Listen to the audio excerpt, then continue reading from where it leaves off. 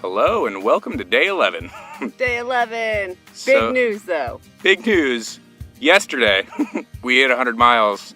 We were just too tired to tell anybody about it. We've passed 100 miles now, so that means we are a quarter of the way done, so we just have to do what we did 3 more times. So last night we had an interesting experience. We set up camp.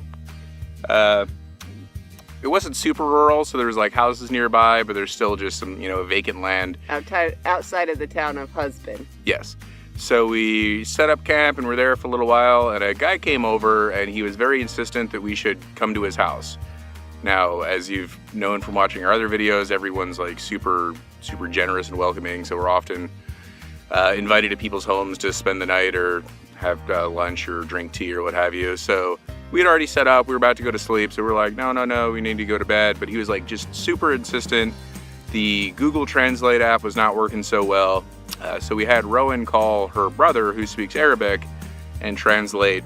Turns out this gentleman had a super country accent, as he put it, so her brother couldn't really quite figure it out. He was just basically saying, it's not safe where we are, there's danger, we should come to his house, there's electricity and water and a roof and so on and so forth. So for a while we weren't sure whether it was actually safe to be where we're at, but eventually I was too tired to move camp, so safety or not, I was pretty committed to where we had already set up.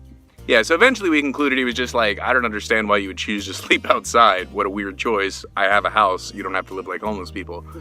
But yeah, eventually we got him to understand that we were okay. Oh, plus we have this letter from the,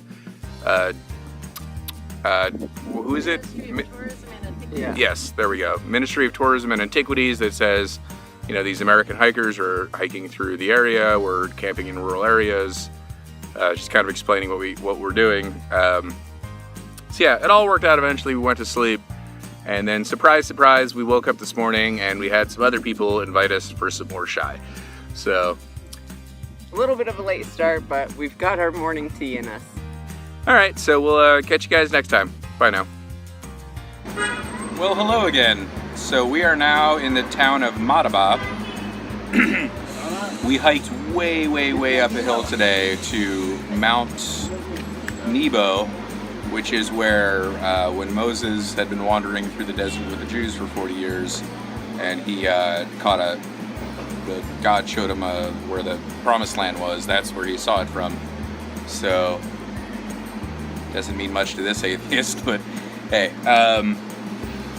So now we're in town. We're just figuring out our water situation for the next couple days. There's a dry camp tonight, so we have to buy water, basically take an Uber out to our campsite, drop that for tonight and tomorrow, and then we also have to go drop water halfway into tomorrow's segment, so that way we have water as well.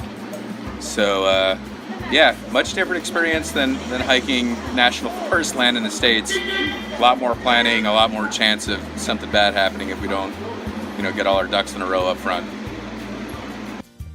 Hello and welcome to the Holiday Inn Dead Sea.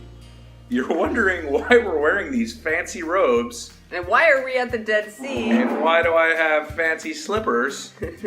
When in our last video we were telling you about how we were cameling up with ridiculous amounts of water and going to 2 different places to drop off the water. I'll tell you why.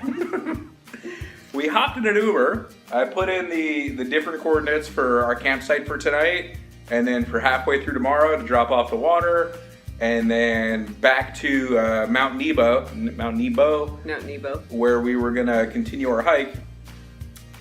For some reason, the guy in the Uber just was driving. Oh, and we didn't have any data, so I couldn't see where we were anymore. And it seemed like forever, and the next thing I know, we were at the Dead Sea. And I was like, hey man, like, what are we doing out here? This is like what was it, like 100 kilometers or something from where we were supposed to be? It was way off. So then at that point, we looked over and we're like, well, we wanted to go to the Dead Sea anyway. So here we are at the Holiday Inn. And go ahead. Well, one thing is, at this point, this is where we get like 1 shower a week, and we're day 4, or like 3.5 into it. Everything's dirty. We smell absolutely wretched, horrible. Colorado Trail, sure, you could go 7 days. Like, there's streams and stuff to bathe. Out here, it's wet sweat and then dirt kind of just caking on you. And not enough water to even try and like rinse yourself. You have to save it all for drinking. So it feels amazing. This rope's the best thing that's happened to me out here. We just did a little laundry in the bathtub. The first rinse, the water turned a very heady orangey brown. Then we wrung everything out, cleaned out the bathtub, filled it with water again, did a second rinse, not quite as bad the second time. And then we're gonna do a third one where we actually put soap in it and wash our clothes. So this is the life we live. And now we're gonna go float in the Dead Sea. Until next time. Good afternoon from the Dead Sea. Tim has entered. He is saying it is buoyant. I will join him soon, but without my phone. We've got some nice purple going through the water.